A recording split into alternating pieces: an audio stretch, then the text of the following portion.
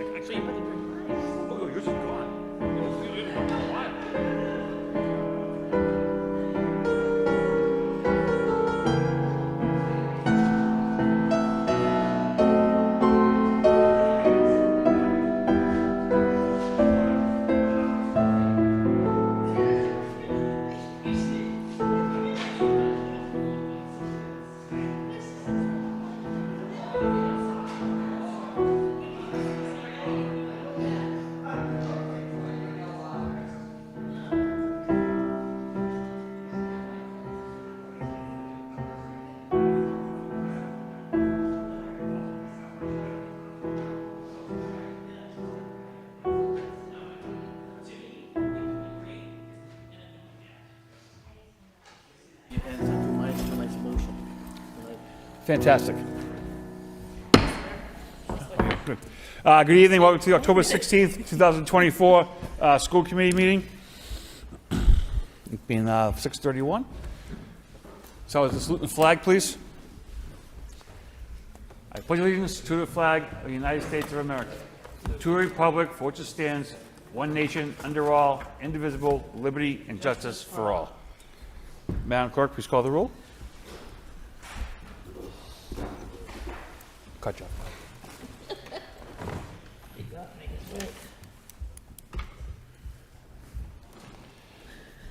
Miss Doherty? Here. Mr. Lay? Here. Miss Martin? Mayor Rourke? Here. Mr. Bahu? Here. Mr. Conway? Yeah. Mr. Rossi? Here. 6 present, 1 absent. Section 3 minutes, 3.1, approval of the minutes of the regularly scheduled Lowell School Committee meeting, October 2nd, 2024. The motion to approve by Ms. Doherty, second by Mr. Lay. All those in favor say aye. Approved, motion passes. 4, permission to enter, 4.1. A motion to approve the permission to enter by Mr. Bahu, second by Mr. Conway. Questions?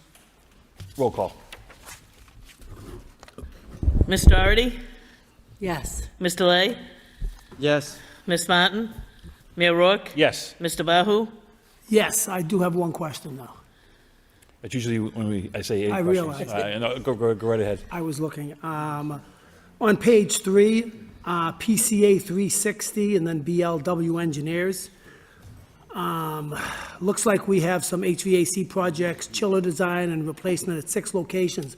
Are these one and the same, or are these 2 different?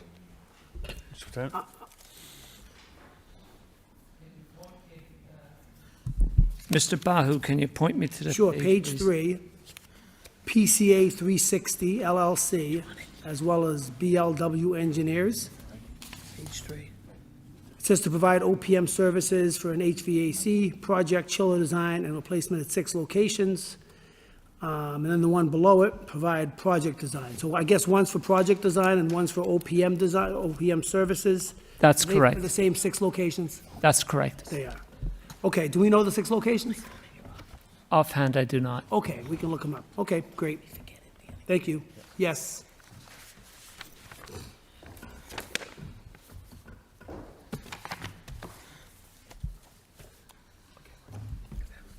So, Mr. Bahu said yes. Okay, Mr. Conway?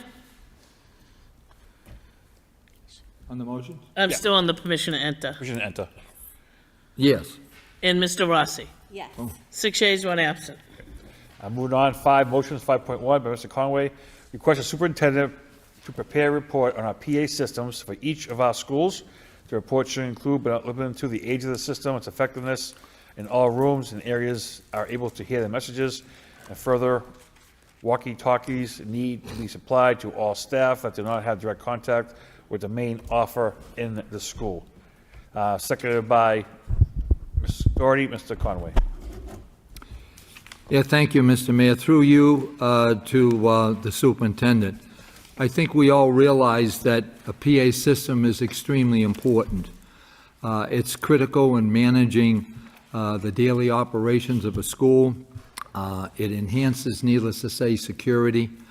And it's a reliable way to communicate consistent information to students and to staff and visitors, to get this information out very quickly so that we can, in case of a fire, in case of a lockdown or whatever, that we can get that message out. And I think that's, the PA system sometimes,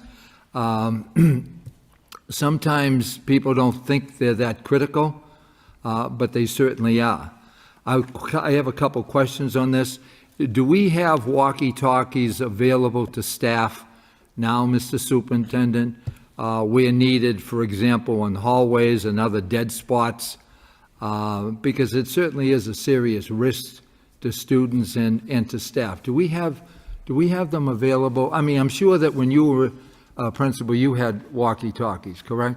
And I know that there's dead spots certainly in different areas of schools, and each school is different. Are walkie-talkies available? Mr. Superintendent?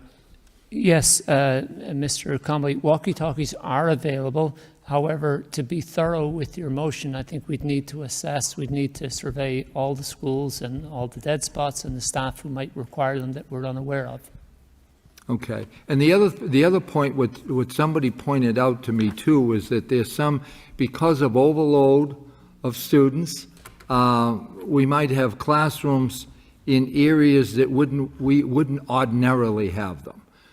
So whether it was in the hallway, would be, or any other place that might not have a door to it. Is that possible?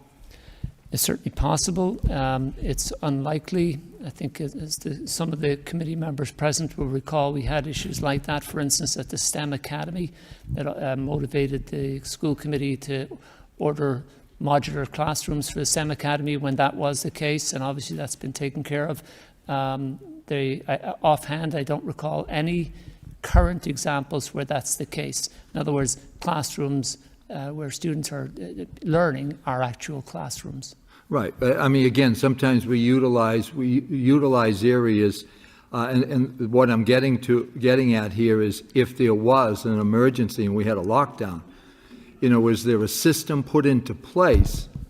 Where do these students go to? Do you want this incident report to your motion you filed, or do you want the answers tonight? Yeah, well, I'm just. You asked for a motion. Well, yes, that's exactly right. But I'm also discussing it too, Mr. Mayor. This is something that's very important. I know people want to get out of here early, Not about but getting out of here. when we're dealing with Following the rules, safety, the motions. when we're dealing with safety, I think it's important to vet this out as much as possible.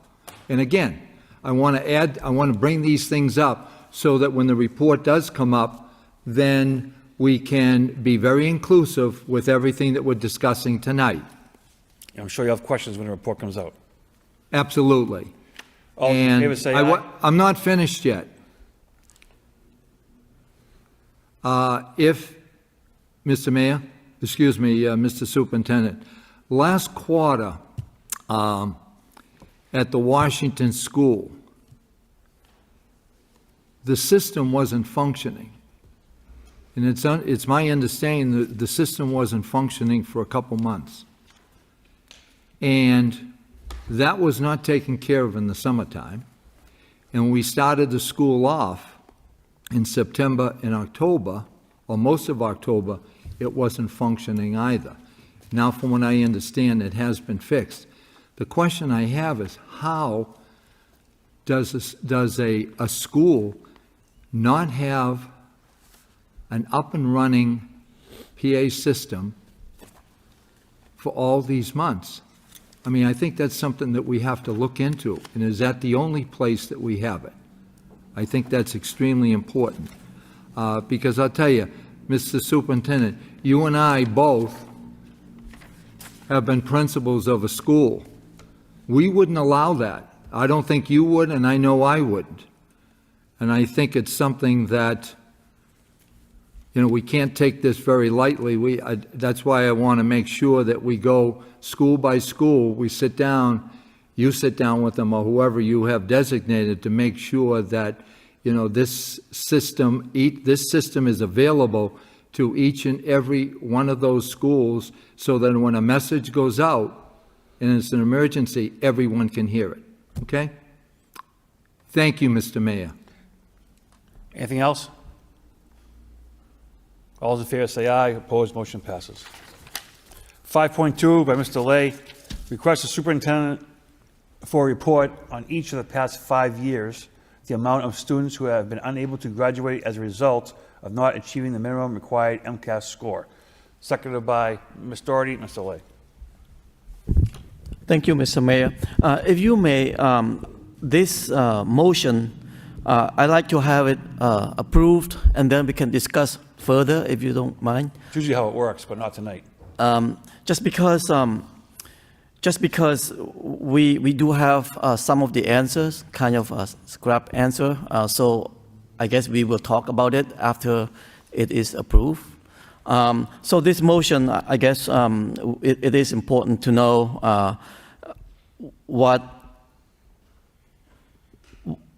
how much weight does it have on Lowell in terms of MCAS in graduation. So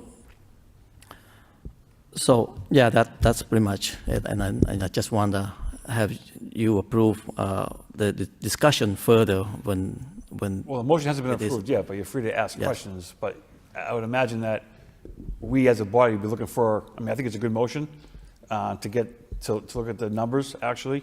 And then maybe off of that, we can see what's done, when someone doesn't pass it, or what's put in place for maybe a certain population that has a hard time passing the MCAS. But to get some answers just tonight, that seems kind of backwards, don't you think? Actually, Mr. Mayor, we do have some answer already, and that Oh, this is on you. Yeah, just give it to me, that's so. correct.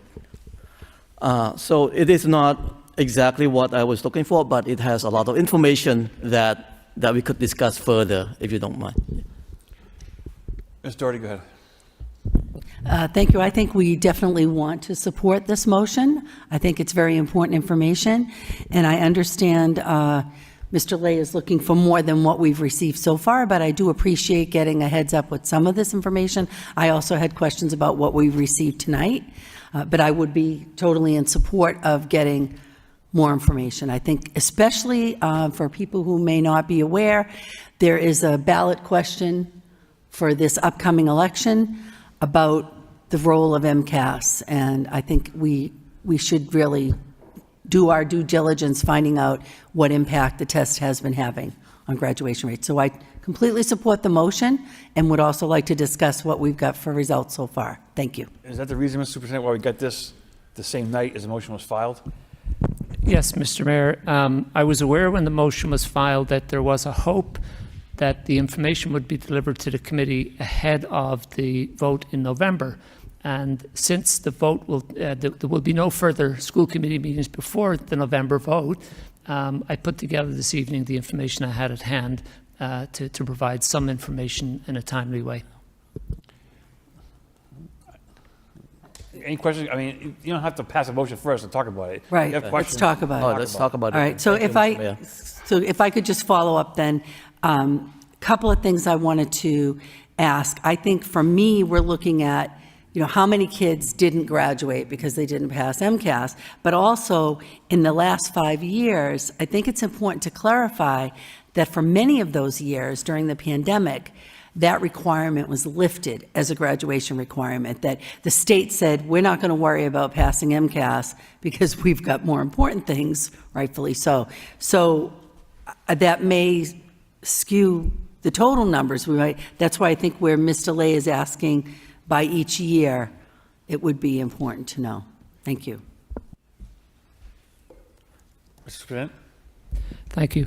For general purposes for the committee, and perhaps for any of the public who are listening in or watching in Massachusetts in general, less than 1% of students fail to meet an MCAS requirement to graduate, or fail to graduate because they didn't achieve the minimum score. Less than 1%. It's similar in Lowell. In the numbers you have in front of you, 30 students over the last 5 years received a certificate of attainment. In other words, they didn't get a high school diploma because they didn't have the minimum MCAS score. That's less than 1%. It's less than 0.75%. So it's a very small number. It is disproportionately high in terms of special ed and English language learners, as well as the Hispanic and Latino population. So you have that information in front of you. All set, Victoria? You're good to go. Mr. Lay, go ahead. Thank you, Mr. Mayor. So this report says that between the year 2020 to 2024, the total number is 30. Is that right? For that whole 4 years, there are only 30 students who stayed back because of MCAS. That's correct. Keep in mind, out of those 4 years, how many years no one was held I back? believe just one. Just 1 year MCAS. So that lowers the years, because 1 year, everybody graduated. It's still less than 1%. So- Yeah, we're talking about a very small number. Right. So when you say out of 4,105 a year, that means if you had to multiply that by 4 to get the real. No, so the 4,105 Oh, the whole 4 year. total number of students for 5 years Okay. who graduated. Correct. Got it. Well, thank you, Superintendent, for working for giving heads up and give this information really quickly prior to the meeting. I'm just impressed with all the number that you gave. So it doesn't seem that it affects Lowell that much by looking at this number. So, Mr. Lay, it doesn't affect Lowell much, of course. If you're a parent or if you're one of the 30 students who it affects you. I will say that more generally, standards are necessary. Some standard is necessary. I happen to favor the MCAS standard. It's possible that you could design a better one. But I don't think that we should eliminate a standard without having something to replace it. There were times in Lowell and elsewhere where students graduated who couldn't read, where students graduated with very poor standards. I think a standard is warranted. The only one we have available to us at this time is the MCAS one, and I don't think we should abandon it. Story. Thank you. If I could just follow up. I think that I would agree with Superintendent Skinner for those 30 students over the last 4 years. You know, it's a big thing. But our challenge is to keep reducing that number, to keep focusing on what are those at-risk groups, the English language learners, the special ed students that needed the additional supports in order to make that threshold of meeting the standard. And I'm just going to speak for myself here, but I feel very strongly that we do need to keep the standards. MCAS is not perfect, and what we saw at our last meeting, where the state was really looking at the growth model, instead of using the results as a stick to beat up those urban districts, the ones that have the more English language learners, that have the poverty, all those factors that we know go into a student's potential to be successful, but instead measure us by the growth that we're making. And so that even further makes me feel very strongly that we need to keep the MCAS, we need to keep that standard, and just hold ourselves accountable to do better. So thank you. Mr. Bahu? Thank you for this information. I think in the light of question 2 that we're all contemplating, it's a great motion, Mr. Lay. I think the only question that I have that I may want to amend the motion would be to how many students pass the test the first time they take it when they're sophomores, and how many of the students need to repeat the test in order to qualify for graduation. Because, sometimes, what I read in newspapers and in articles, 90% of the students across the state pass it the first time, and up to 10% have to retake the test up to 5 times. So if we could just find out what our percentage is passing the test the first time to attain graduation, and then have to take the test for the next number of years until they pass it or not. Thank you, Mr. Mayor. We'll be happy to provide the information, Mr. Bahu. I think it's worth inserting here that Lowell High School staff, I believe, deserve a tremendous amount of credit if students don't pass it the first time after in sophomore year, by senior year, by graduation time, more than 99% of students have met that standard. And it's a tribute to the persistence and determination of Lowell High School staff and the students themselves that there's such a high rate of meeting the MCAS standard. I think it's worth saying that. I'd also like to say, while I'm talking, I'm grateful to Nathaniel Kraft, Lowell High School's testing and assessment coordinator, who did provide this data. Thank you. And it is important information to have, just because, you know, some people like to say we teach to the test. Well, are we teaching to the test after they don't pass the test their sophomore year? We have to sort of be fair to those students as well, and how many get frustrated and may even drop out of school. So, Mr. Lay, Mr. Conway. Thank you, Mr. Mayor. I just want to make sure that when I put this motion, I did not mean to insinuate, oppose, or support question 2 at all. This motion, it was just to get the data so we can understand better. And by looking at this data, I feel comfortable, very happy to learn that our students here done a pretty good job meeting the standard. So thank you. Mr. Conway? Yeah, just quick, through you to the, Mr. Superintendent. The kids that fail it, how many of those have we figured out how to find out how many left school, dropped out? Would that be? That's possible. We can find that out as well, yes. Yeah, I'm just wondering when we're looking at numbers and we're saying very few fail, but So, yeah. there's some of these kids, when they fail, that's it, we lose them. So, And then what happens to them? How are they counted? right. So a student who dropped out, let's say in sophomore year or junior year, is not counted in this data, because this data includes students who achieved a certificate of attainment. So, and students, unfortunately, when students drop out, they drop out for many reasons. I gave it some consideration when we were thinking about this motion, and I do not think that the MCAS requirement is a significant factor in students dropping out. There are many other factors. But to answer your question, Mr. Conway, those students who drop out are not included in these numbers because they wouldn't have got a certificate of attainment. Okay, thank you. All those in favor say aye. Opposed, motion passes. 5.3, Mr. Lay, request a superintendent a report on a solution or procedure to ensure that any correspondence or letters to be communicated with parents or community that translate into Khmer are properly translated. Second by Ms. Doherty. Mr. Lay. Thank you, Mr. Mayor. Every year, when I bump into whether community members or some parents out there, they have often complained about the translation from English to Khmer. For some reason, Khmer is a little bit unique. It's take a little effort to translate. You could not go to Google and translate and hoping that it will translate correctly. So it's not just you, Superintendent. It has been issues since previous superintendents.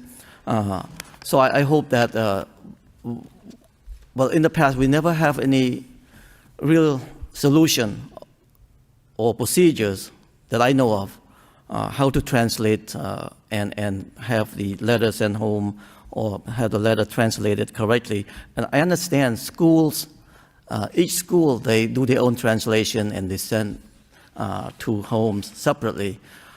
So I don't know how you could come up with a solution so that each school can translate properly, central office can translate properly. So thank you.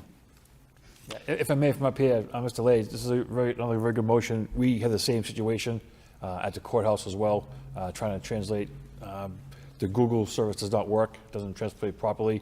And even on the city side, through the mayor's office, we've had a very hard time, looking for vendors or to somebody to properly translate it. And, Mr. Superintendent, I think the city has maybe found someone or some company that can do it properly. You may reach out to that side as well, but it's a good idea to bring up because it has been a struggle. Thank you. May I add also, Mr. Yep, Mayor, yep. that they add a comment saying that we're not taking them seriously, we're insulting them by setting them Sorry this. not through So- lack of effort, Mr. Lay, because we have gone out, and it's been a lengthy process of trying to find the proper, we can go to 2 or 3 different translation services, and all 3 of them come back differently. And so it's not like we're going to some guy in the street that, picked it up, at a park somewhere. It's legit services that do it, and they do come back just with the combined language, and it is different, so it's hard to find one that Right. suffices all. The automatic translation will not work. Correct. Sure. Right. Thank you. Yeah. All those in favor say aye. Opposed, motion passes. 5.4, Mr. Martin's motion, we're going to push off to the November 6th meeting, with her not being here this evening. 5.5, Mr. Rossi, request the superintendent collaborate each assistant superintendent to develop an accountability plan for each of their departments to develop appropriate timelines and streamlines. 2, parent communication, including but not limited to phone calls, emails, letters, meetings, in-person visits, so that parents feel consistently communicated with and our students' overall needs are met at the central office level. Seconded by Ms. Doherty. Mr. Rossi.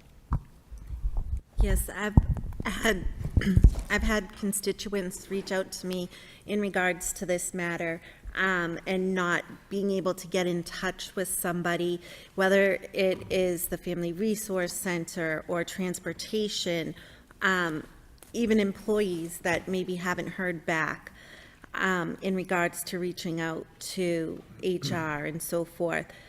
So this motion really comes together in a way of maybe creating some type of a ticket system. When somebody checks in with any concern or anything like that, this is what's to expect. In the next few days, you'll be contacted by this person, and then we'll give you an update or something to that effect, so parents have an idea of when they'll hear back. Because I think a lot is getting lost in the everyday of things, and I know everyone's trying to do their best, and I know we had to cut positions, but also if we could implement a system to just streamline, we received your email, we will be back with an answer, or these are the next steps to do this, almost an automated message for some issues. I just think it would be helpful overall for the community. Thank you. All in favor say aye. Opposed, motion passes. 5.6 by Mr. Rossi, request the superintendent to collaborate with appropriate school and/or City of Lowell staff to enhance intramural sports programs at the middle school level. Seconded by Ms. Doherty. Mr. Rossi. As we all know, track is huge at the middle school level. We have a lot of participants that are at Shed Park every Thursday running, and it's a great draw for our students to be able to have that collaboration and practice and then get together. But if we could keep something up all year long in terms of intramural basketball, volleyball, soccer even, something to keep kids connected, because with more sports, some kids are more athletic than they are academic, so they may be drawn more to wanting to play a sport, and the intramural person at the school can easily connect that to academics and behavior or various different issues that may happen in school. And I think that's important for our kids to see there's a connection to after school fun and sports and their behavior and whether or not they do homework in the school day. Thank you. All in favor say aye. Opposed, motion passes. Moving on to section 6, reports to the superintendent. 6.1, motion by Mr. Lay from May 1st, 2024 regarding school lunch. Mr. Lay. Thank you, Mr. Mayor, and thank you for the report. I really appreciate the data given. It's nice to learn that we have a survey with the students, and students are involved with making changes or making improvements to the school lunch. So I really appreciate that, Mr. Superintendent. And also, I thought we also request for a guideline, a governmental guideline that RMAC have to follow. I have not received that guideline yet, so I don't know if they have sent to us yet. So thank you. Okay. Thank you, Mr. Lay. Excuse me, Mr. Mayor. The guidelines are I believe, federal guidelines, and they should be readily available. I'll be happy to follow up with them. Great. 6.2, motion response by Mr. Rossi, April 17th, 2024, regarding elevator inspections. Mr. Rossi. Thank you very much for the response. I'm happy to see that it's going to be uploaded on the school's website in a separate folder. If you could just let maybe even just me know when that will happen, or the community, in case anybody's concerned about it, I'd be grateful, but thank you very much. 6.3, motion response by Ms. Doherty, July 25th, 2024, regarding band and color guard program costs. Ms. Doherty.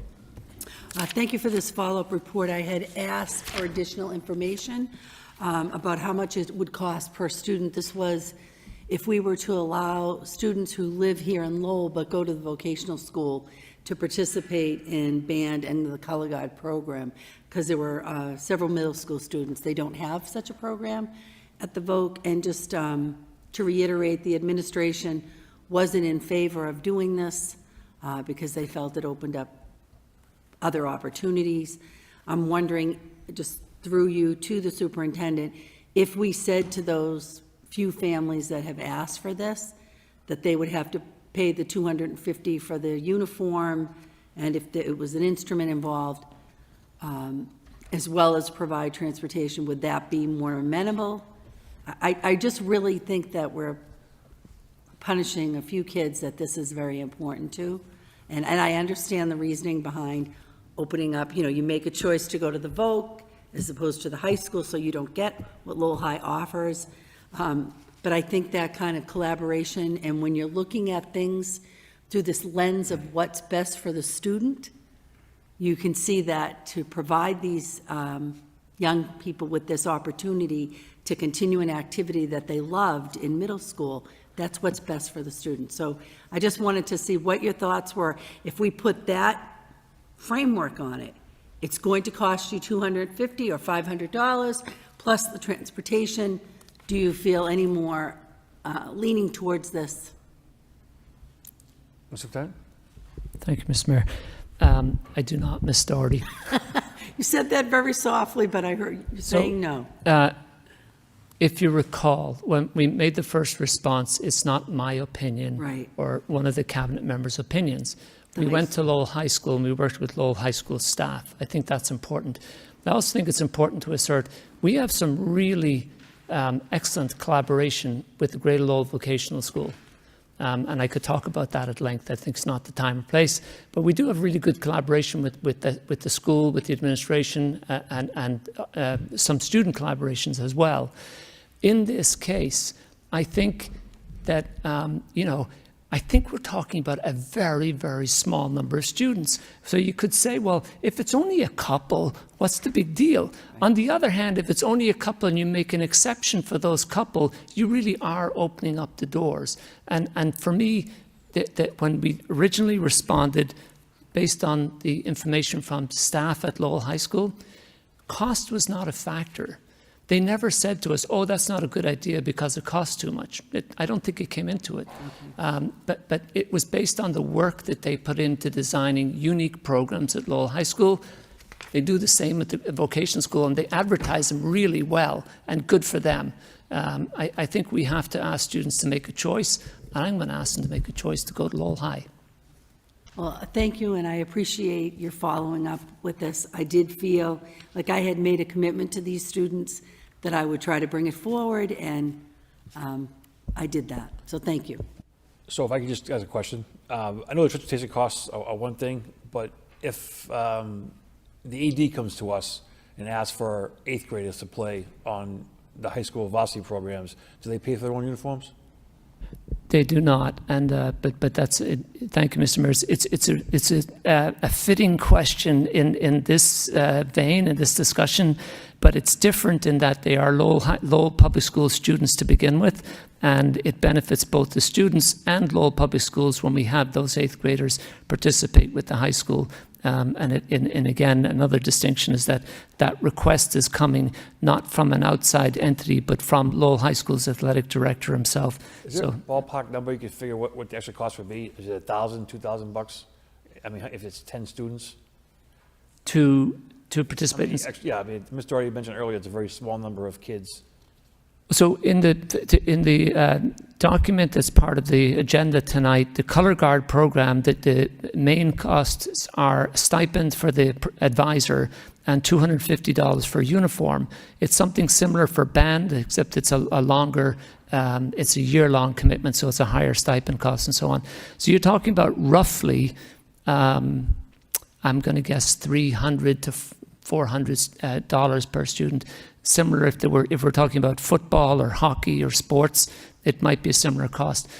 But in those cases, it's not an issue for us because in that case, we're accommodating Lowell Public School students who are in 8th grade to join high school programs early, and we accept that. Okay, sounds good. Right? Mr. we tried. Moving on, 6.4, response to motion by Mr. Bahu, March 20th, 2024, regarding Chromebook care and maintenance plan. Mr. Bahu.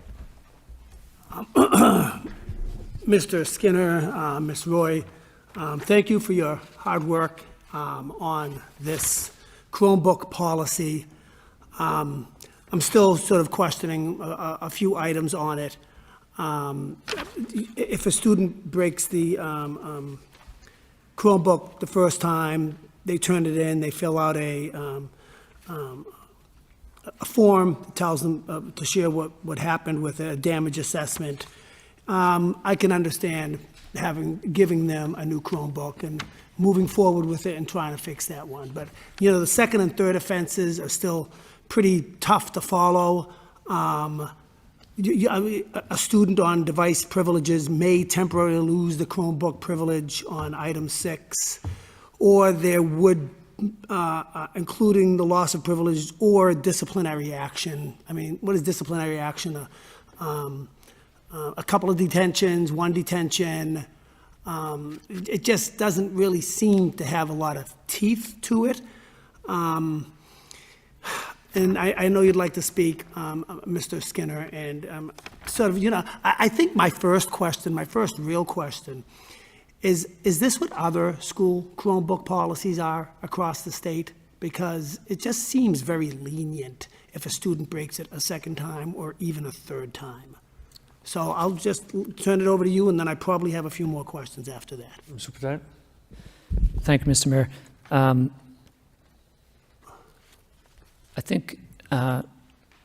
think my natural response is very much in line with your thinking, Mr. Bahu.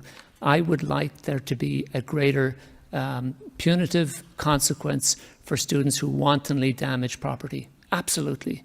And after a second offense, I'd like them to pay for the Chromebook that they broke. We've looked into those. It's one thing to sort of decide that's what I want to happen. It's another thing to set policy. And policy has to be followed in order to be worthwhile, and policy has to be implemented. It would not be something we could implement some of those other solutions. I am very much frustrated in the same way that you are. Let me give you 2 additional pieces of information. And one is that during the time that we've been debating and discussing and putting this together, some schools have chosen to make it that the Chromebooks are not going home. And we're looking at that across the system. Have them be used in school, have them take paper and pencil home to do their homework.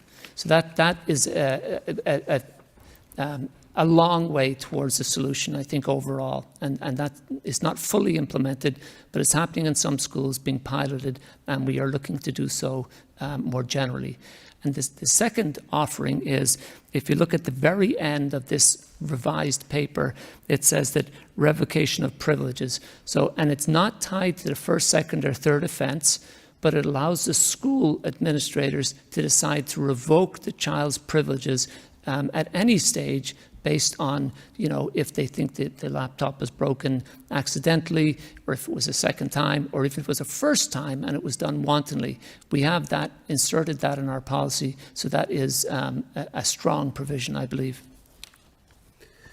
Okay, I thank you for that. Tell me, what would be so difficult in charging a student if they turned it back in and we found that they were at fault, to charge them a cost of repair? We have 5 full-time IT workers in our department. We have 6 or 8 part-timers fixing these Chromebooks. We have to pay for them. Not only that, but we have 15,000 Chromebooks or iPads out at the tune of roughly $300 to $400 apiece, which is realistically $4.5 to $6 million out within the school district. Granted, they're every 4 years. They sort of, we only replenish them every 4 years, but we're still spending $1.5 million annually on these Chromebooks. And if we're to ask students to help fund their own trip to Washington, D.C., or fund their trip to the Air Force ROTC drills, or to go to a percussion event down in Virginia, and we're asking them to fundraise and raise money so that they can go on these trips, why can't we hold kids a little bit more accountable if they're breaking our Chromebooks?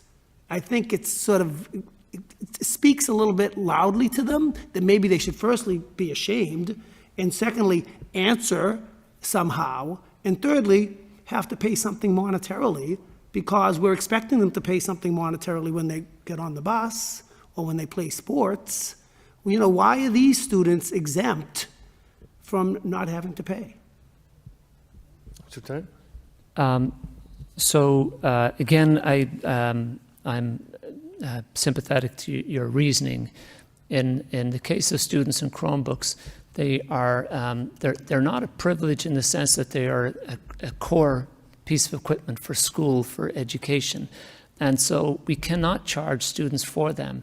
We could attempt to charge students for damage, but that's not legally sound either, and it's not enforceable. We'd need to hire people to be the monetary collectors and so forth. We've also broached this idea with administrators who begged us not to include that, because it would be difficult. It'd be difficult to collect. It would be hard to manage and to sort of to track. And then when people simply don't pay, you'd have no enforcement mechanism, right? And so as well as that, some students who use the Chromebook may have it as a requirement in their individual education plan, special education students, and another student may not. And if those two students create the same amount of damage, you just wouldn't be able to enforce it with one child that you can with another. We do have in this current new version of the policy the ability to revoke the privileges. I think that's the strongest provision. And I also think that we can reduce costs overall by considering not having these devices go home. Okay, I thank you for your report.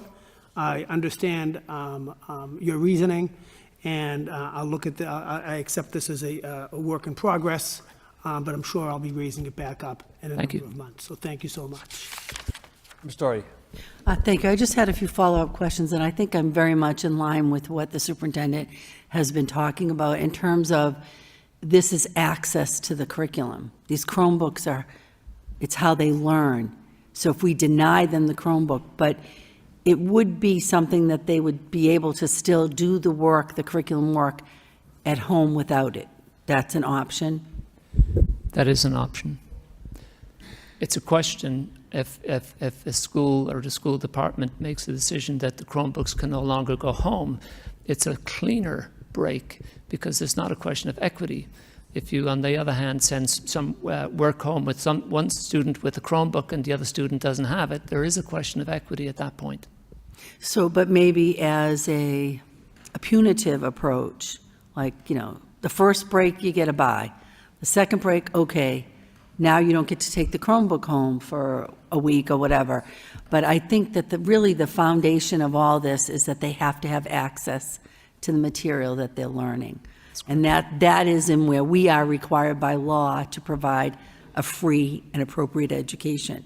And I definitely understand where my colleague is coming from. It's a lot of money to see them, and if they're treated carelessly, so maybe part of that is also educating students very early on that these are tools for their learning, just like we teach students not to rip the pages out of books, and there are students who do that still, I recognize, but part of that might be just early on when we introduce them to the Chromebooks and the education piece, along with strengthening the consequences. But I completely agree with you that we can't make them pay for them.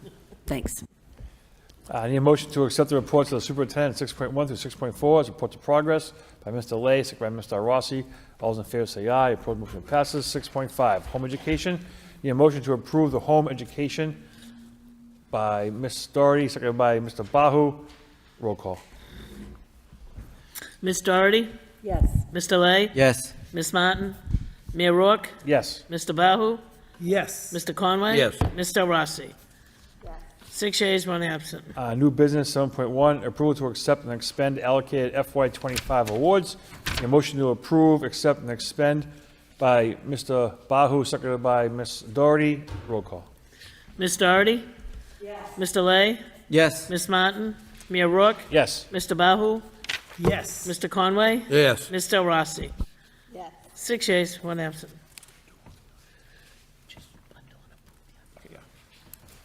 8, convention and conference requests. The motion to bundle and approve the below requests by Mr. Conway, seconded by Mr. Rossi. And as is 8.1, overnight request, Butler Middle School, Washington, D.C.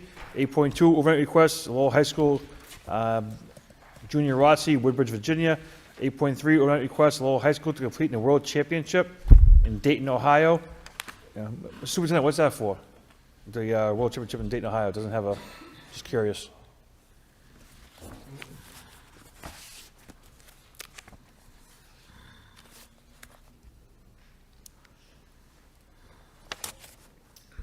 Thank you, Mr. Mayor. It is the indoor percussion ensemble to complete in the World Championships in Dayton, Ohio for that event.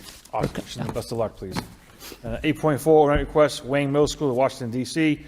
Roll call. Ms. Doherty? Yes. Mr. Lay? Yes. Ms. Martin? Mayor Rourke? Yes. Mr. Bahu? Yes. Mr. Conway? Yes. Mr. Rossi? Yes. 6 yeas, 1 absent. Motion to adjourn by Mr. Lay, second by Ms. Doherty. Good night.